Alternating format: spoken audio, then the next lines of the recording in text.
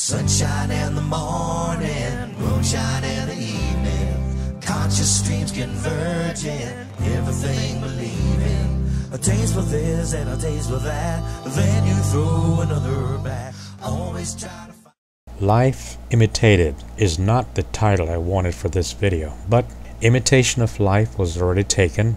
Have you seen that movie? No. Every American should see that movie. Make that every adult human being on earth should see that movie. Twice. Once just to see it, to determine if you, as an individual, identified with any of the characters, and the second time watching it as you empathize with the character that you identified with. There are many lessons to be learned here. As you watch this video that you're now watching, you're watching life as it really is, as it was recorded. Life is beautiful, not perfect, but very beautiful nonetheless, flaws and all. Everything you see you can appreciate through your own filters. Flowers are beautiful to some, colorful, soothing, specific and graphic works of art.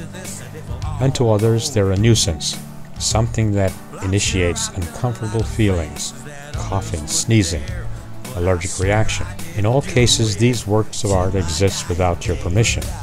They are what they are, regardless of how you feel about them, and your input was never considered.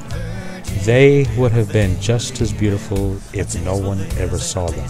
But that does not mean that you have no input in life and living. You are, after all, a creator.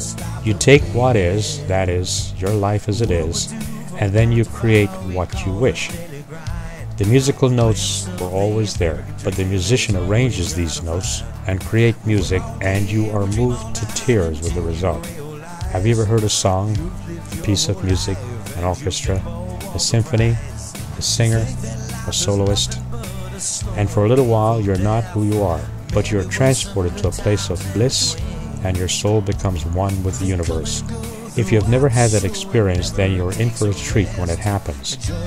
But if you have, then you know exactly what I'm talking about. Have you ever heard Yo-Yo Ma play the cello, play Beethoven? Have you heard Screamin' Lehman's music as he writes about life in the 21st century? A writer writes words that for the most part have always been.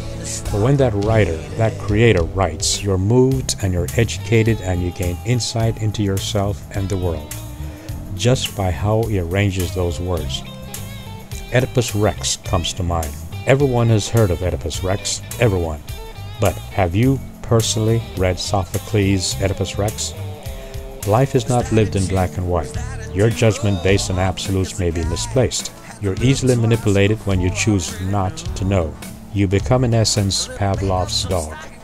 But what if, instead of just mimicking the ideas of others as you echo nonsense for the sake of acceptance, you formed your own points of view?